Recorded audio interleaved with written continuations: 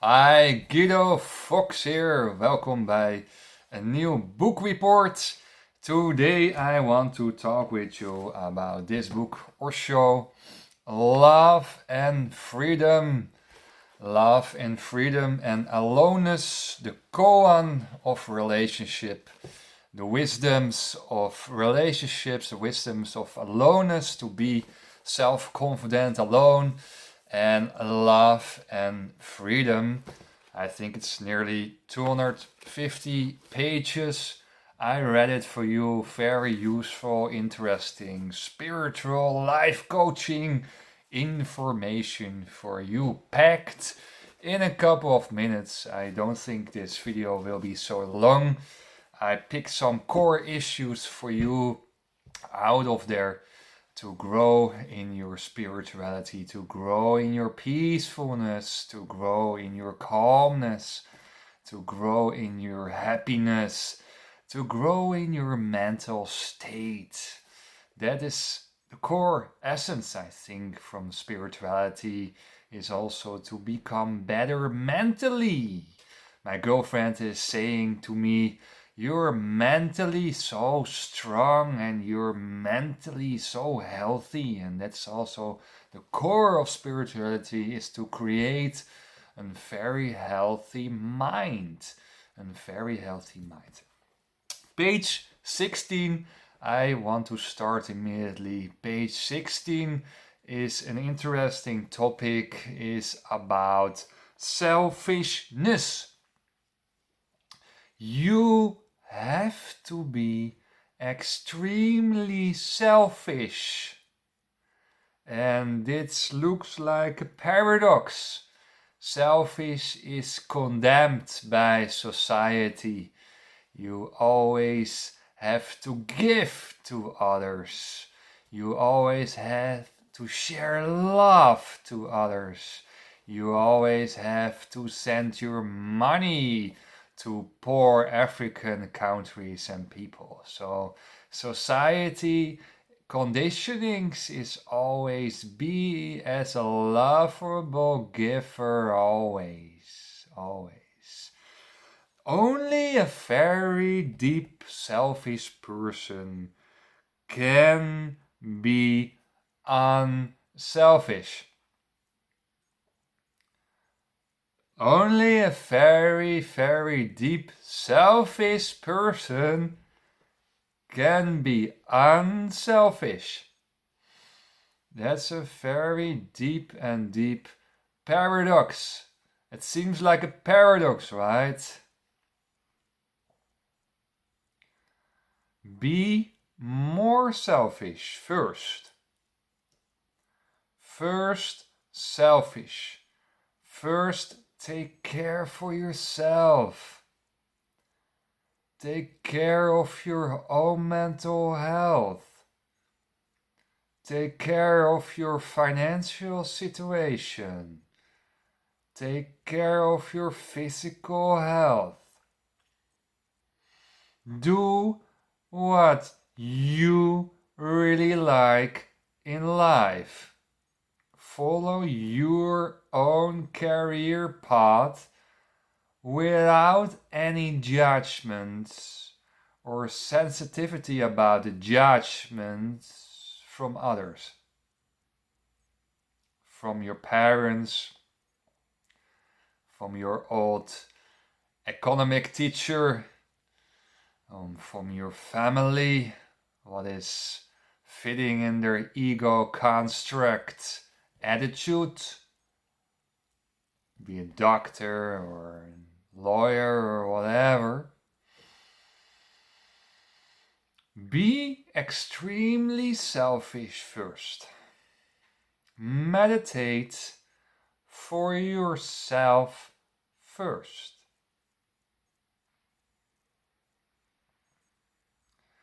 Because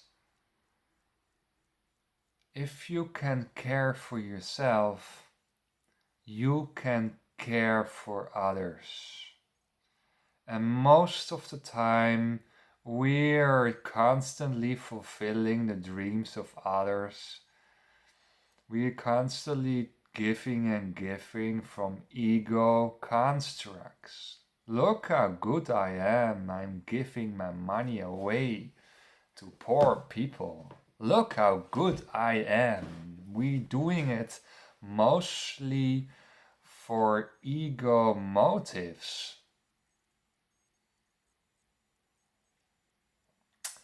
Our mind is conditioned on society. Your whole school period, your lower, high, university conditioning is always focused on the outside, is always focused on society. To perform nicely and kind, no rebellious attitudes, fitting in the system.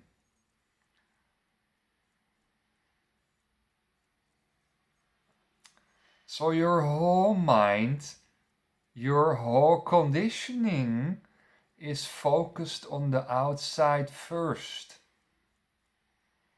You never were taught in society to go inward, to go what is on in your own healthy, so-called healthy mind. We are not so healthy. We are full toxic laden as humanity. There are only a few people in the world who are extremely mental healthy and have a very clear vision on what is going on into him or herself or in the world surroundings. So be aware of that mechanism that you are a victim of society's programming. And I would like that you understand that very well. And it seems hard words, but in no school, in no university, they will teach you about meditation and teach you about ego mechanisms in your mind, the toxic material. So what society is doing, they hold you small. They hold you small persons that you go into a job and do your thing and work in your police job and fitting in the system. And you're thinking, wow, I'm a police agent, per example. But if everyone is going into meditation and going to learn about mental health, there's no police needed anymore. There's no police needed anymore. There are no lawyers anymore needed if everyone is stepping into spirituality, because karma is a bitch. Why I should steal things? Oh my god, that's so low social calibration. So society is fitting you in the mediocre conditionings, and that stops that you becoming holy, that you becoming ecstatic, that you becoming higher and grow about the mediocre world and the mediocre people in your surroundings. So that has to be understand.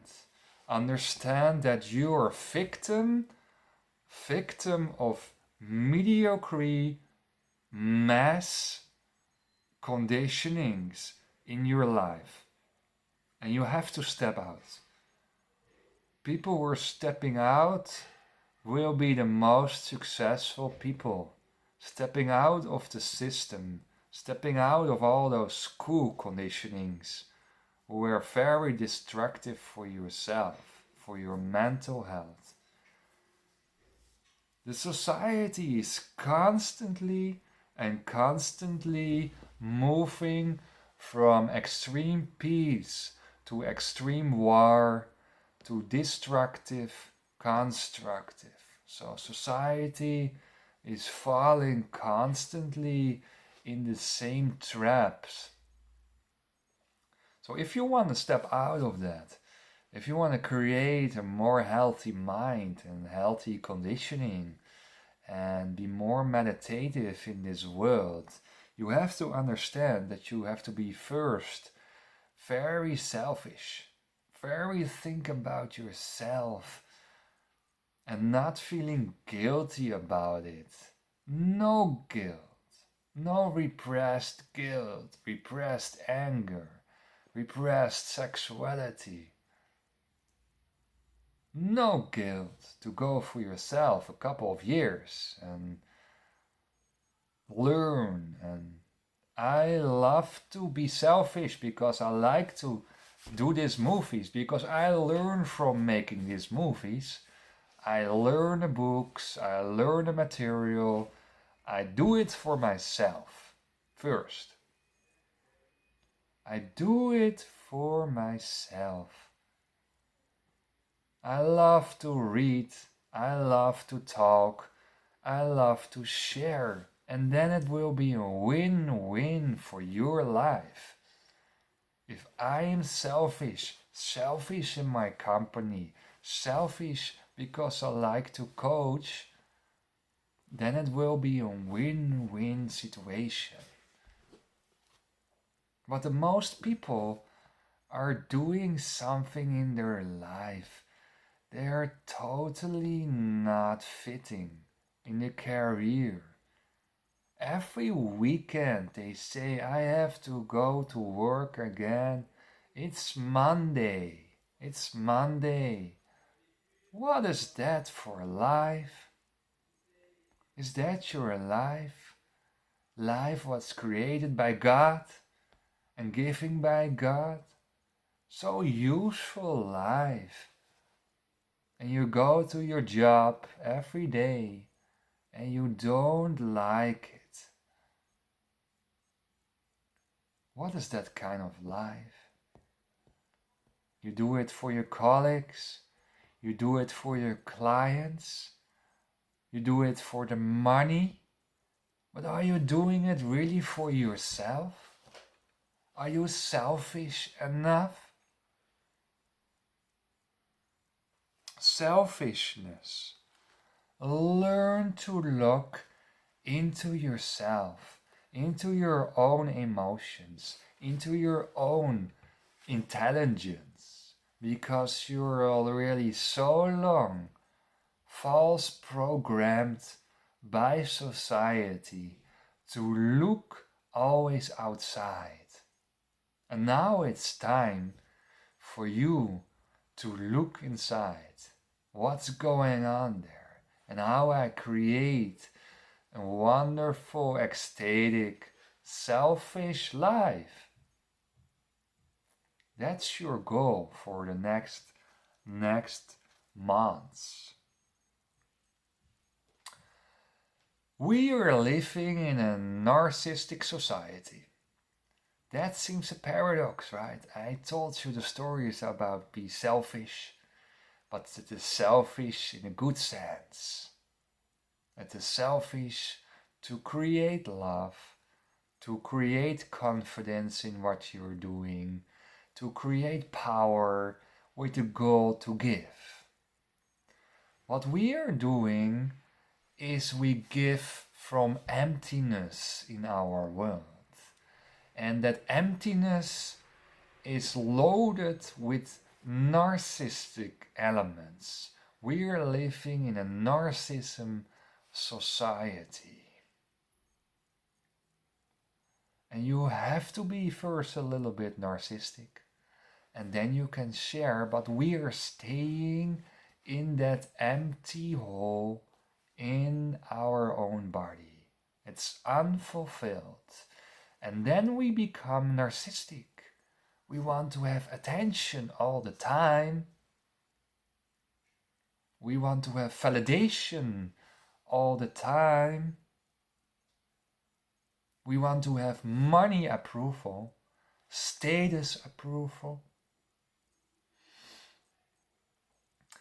And the guy who is narcissistic, or the girl who's constantly on Instagram and making pictures everywhere, every corner, to show on your girls how beautiful you are, that you are a traveling girl, that your girlfriends are seeing how many men are liking you, like your picture all the time. So we are full of narcissistic elements, motives, and where narcissistic is, there's no self-love. There's no self-love. And what is interesting on page 33 is that people are closed. People with narcissistic elements or narcissism are deeply, deeply very closed persons. They holding people out of their personal space. They putting people on distance. They think that they're better than the rest. They're arrogant.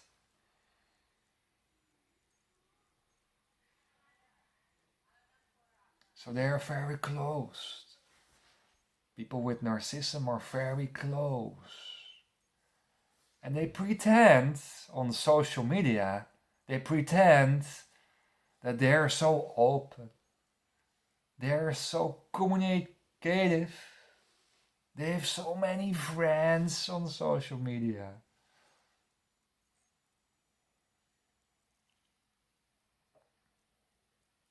But deep inside, they are closed and they are empty.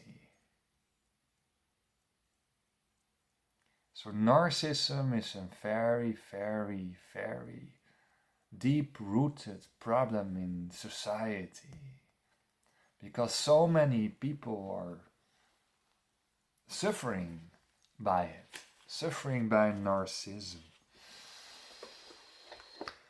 And that brings me by topic 3. We talk about be more selfish first and not staying selfish, because then you become more narcissistic, women or guy.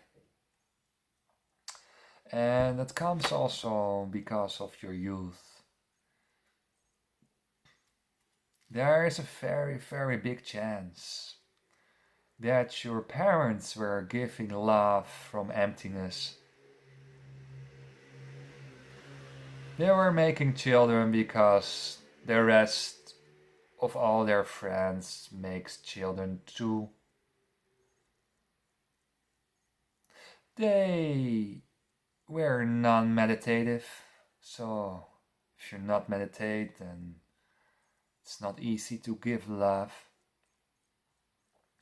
They had projections. That's an interesting one. They have unfulfilled dreams. What is projecting on the children's? Daddy was not becoming a football player, so he was going with his son to every match and support him that he, my only son, is becoming a football player.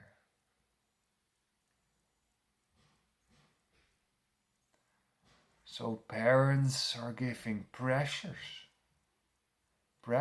on their children because of their own unfulfilled dreams. And they say to their children, you have to listen because I am your mom and dad.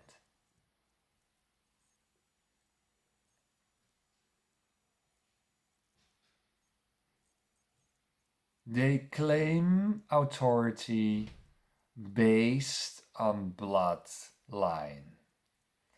You never claim authority. You get authority if you're giving your child love and peace and be constructive for them. And they will give peace and love back. Children will do that. But never claim your authority based on your bloodline. Your child is a soul. Your child is your own soul.